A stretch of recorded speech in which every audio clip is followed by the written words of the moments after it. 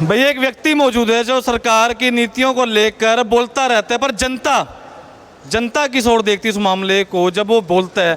पर कहीं ना कहीं अगर बात करूं, इतना बटे हुए को नहीं रुसता जितना कि सरकार से एक व्यक्ति रुसता है।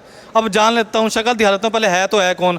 अंकित भाई कैमरा घुमा दीजिए चारों तरफ एक अच्छी तरह से। भाई साहब नमस्कार। नमस्ते। मैं तो कितना रुसता यार हूँ, क्या यार रुसना क्यों है भाई साहब हर बार खुलासा करते हो, बांडा फोड़ करते हो, क्यों करते हो, कारण क्या है? समझो बात को, जनता परेशान है, लोग दुखी हैं। ये लोग दुखी हैं तो बोल लेंगे कि नहीं गे? तो लोग तो नहीं बोलते भाई साहब। लोग मत बोलो, हम तो जिंदा हैं तो बोल लेंगे यार। मुर्दा का मैं क्या करूँ?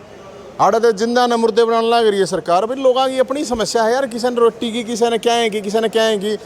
लोगों ने, मेरा तो अपना यही मानना, लोग जब तक नहीं बोल लेंगे, जब तक ये सरकार उनकी ऐसी तैसी करती रहेगी। ठीक है। और मेरा सिर्फ ये और कोई नहीं है टारगेट, जनता को शेर बनाना है। और जनता शेर बनेगी जब वह बात बनेगी। ये पार्टी सरकारें अदली बदली होने तक कुछ होया है गे? अब ये जो पेंशन वाला मामला था, 5 लाख बुजुर्गों का मामला है यार।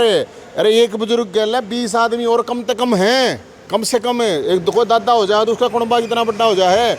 तो इसलिए भाई हम तो बोल लेंगे जीवे हैं, अब जिंदा है, मर जाएंगे तो फिर कौन बोलेगा? भाई साहब मैं बताऊँ, जो सरकार पॉलिसियाँ लॉन्च करती है कुछ कुछ सोच के करती होगी। समझदार बहुत है सरकार में, सत्ताधारी बंदे। क्यों यार ये बात है? वो समझदार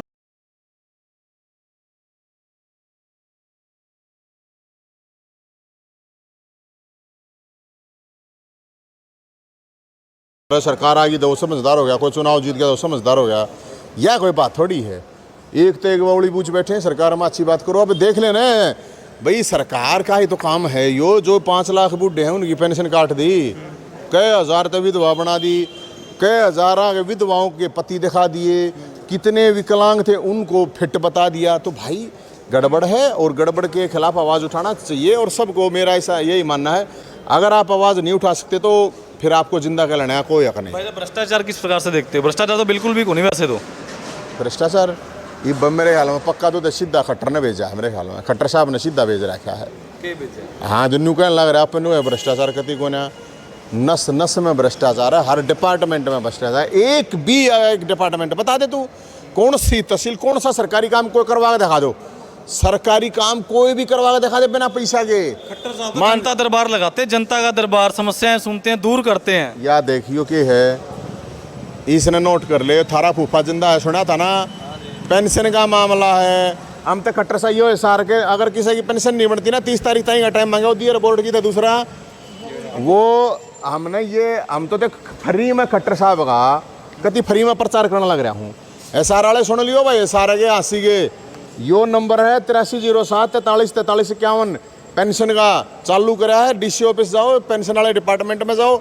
अगर नहीं बढ़ती है तो फिर SR वाले 70 27 811 811 फ़ोन करो, क्योंकि सरकार का फूफा जिंदा है, फिर हम बढ़वाओगे बस। तो फूफे को मारने की प्लानिंग क्यों हो रही थी वैसे? कारण कितने फूफे हैं? 5 लाख फूफा पाए, कितना गना मारेंगे बताइयो? कितना गना मारोगे? कितने के मुर्दे दिखाओगे भाई? कितना गना दिखाओगे मुर्दे? वे मैंने को मुर्दा है सिस्टम, मुर्दा है सरकार, मुर्दा है पक्ष विपक्ष। वे तो मर्द हैं यार, अच्छी बात करें, मुर्दे क्यों करें? चंडीगढ़ था ऐसा 102 साल के आदमी चंडीगढ़ तक लड़ाई लड़न जा हैं। वे तो असली जवान हैं और असली मर्द हैं। भाई साहब एक बात बताओ, हर मुद्दा उजागर करते हो, लोगों का कैसा समर्थन है, साथ में कैसा सहयोग मिल रहा है? भाई लोगों के सहयोग है, आशीर्वाद है अपना तो भोलेनाथ का। बस हमने क्या करना, हमने क्या वोट इकट्ठी करनी थोड़ी है। अपना जी करे, शौक है, अपना संघर्ष, अपना शौक है बस। अपना शौक पूरा लड़ेंगे कभी ना लड़ लिए। पापा ने कोई पसंद करता है वो ना, क्या फायदा है भाई? जिनने पसंद करें लोग उन्हें वोट दे देंगे। हमने तो अच्छे के लिए, बोले बाबा जो कहेगा वो करेंगे, बाकी तो ये कह सकें। धन्यवाद। तो फिलहाल इस समय हमारे साथ नवीन जैन जी मौजूद थे, जो सरकार की नीतियों के खिलाफ कहीं ना कहीं उजागर को ना कुछ करते रहते हैं। समय टू समय अगर बात करूँ तो जनता समझदार है। वीडियो को शेयर करें, कमेंट करें, और साथ ही साथ अपनी प्रतिक्रिया कमेंट के माध्यम से जरूर रखें। सो भैया कुछ लोग मौजूद हैं मेरे साथ जो देखते भी हैं, उन चीज़ों के बारे में बोलते भी हैं। सो फिलहाल कर देता हूँ वार्तालाप। दर्जनों सवाल है, भ्रष्टाचार है या फिर नहीं, जनता समझदार है, कमेंट करें। भाई साहब नमस्कार। नमस्कार जी। अपना शुभ नाम जी? कृष्ण कुमार। कृष्ण जी एक बात बताइए, भ्रष्टाचार को किस प्रकार से देखते हो? है नहीं है, क्या है? भ्रष्टाचार है जी। भ्रष्टाचार कमेटी में, तहसील में, जिसे आम लोगों का वास्ता पड़ता है, भ्रष्टाचार है। तो भाई साहब एक बात बताओ, सरकारी कार्यालयों के अंदर लोग जाने से कतराते क्यों हैं? क्या कमी है ऐसी? क्या भूत बैठते हैं, क्या बैठते हैं वहाँ पे? उनके लिए भूतों जैसा ही काम है। अच्छी से बात नहीं होती, पैसा देंगे तो बात होगी, पैसा अगर दिया है तो आपके साथ विशेष ट्रीटमेंट भी होगा, नहीं तो एक सीधा साधा कल आना परसों आना, कोई डरे में बदलाव नहीं है किसी तरह का भी। भाई साहब नमस्कार। नमस्कार जी, नमस्कार। मेरा संदीप शर्मा जी। संदीप जी एक बात बताइए, सरकारी कार्यालयों में जनता जाती है, दुखी होती है, चक्कर पर चक्कर कटवाते हैं। एक बात ऐसी कोई पॉलिसी है कि अधिकारी बार बार चक्कर कटवाएगा, कोई पॉलिसी होती है क्या वैसे कोई ऐसी? सर बात ऐसी है कि सरकार ने अपने तरफ से प्रयास किए हैं कि बहुत सी नीतियाँ दे के कि जनता को परेशानी ना हो, लेकिन उन नीतियों को गड़बड़ करके जो अधिकारी ऑनलाइन का सहारा लेके जो उन्हें गड़बड़ करते हैं, और गड़बड़ कराने के लिए जनता जो जाती है कि जी मेरी ये काम गड़बड़ हो गया, उस टाइम जो अफसर जो काम करते हैं उनके साथ इतना दुर्व्यवहार होता है, चक्कर पे चक्कर काटना पड़ते हैं। नीति बहुत बढ़िया सरकार की, लेकिन अफसर लाइन में जो निगम क्लर्क है, लेना है निगम में चले जाओ, रजिस्ट्रार में चले जाओ, कहीं चले जाओ, बगैर पैसे कोई काम नहीं करता। सरकार से ये अपील है कि इस पर लगाम कर दे, जनता संतुष्ट आपसे। भाई साहब एक बात बताइए, सभी फिलहाल मेरे भाई साहब भी मौजूद। भाई साहब नमस्कार। नमस्कार भाई। भाई साहब एक सवाल है तीनों भाइयों से मेरे, आप भी बीजेपी पार्टी ताल्लुकात रखते हैं, कहीं ना कहीं सत्ता में सरकार कोई भी आए, जनता चुनती, जनता उस ओहदे पर बिठाती है, चाहे वो खट्टर साहब हो या फिर प्रधानमंत्री जी हो, जनता चुनती होगी जी।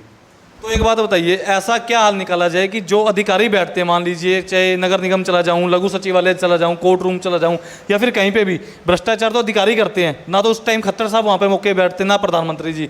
हल क्या हो सकता है इस चीज़ का? कोई जनता दरबार भी तो नहीं लगता कभी? इसका ना सबसे पहले तो जनता को जागरूक होना पड़ेगा उस चीज़ के लिए। क्यों? क्योंकि जनता के पास एक तो टाइम नहीं है, जिसके पास पैसा है वो पैसे का इस्तेमाल कर रहा है। चले गए काम आपको है, ठीक है, आपका काम पैसे दे के हो गया, तो आपने दूसरे की अस्ते से नहीं करी किसी की भी कि हाँ जी इसका काम हो रहा है कि नहीं हो रहा है, क्या कारण है क्या नहीं है। क्यों? पता नहीं सवाल था, ऐसा कोई नंबर ना लॉन्च करे सरकार, सीधा फोन हमारे भाई साहब जी क्लर्क के पास आया था, पैसे मांग रहे हैं जी, क्या करें बताओ, तो कोई समाधान निकल पाए, कोई डर भी हो अधिकारियों को? नंबर लॉन्च करने का कोई बेनिफिट ही नहीं है, क्योंकि ना वो मिलता, ठीक है। कभी मिला लो, कोई नंबर लॉन्च कोरोना काल में भी हुए थे, काफ़ी टाइम हुए थे, लेकिन कहीं नहीं मिले, सबके बंद।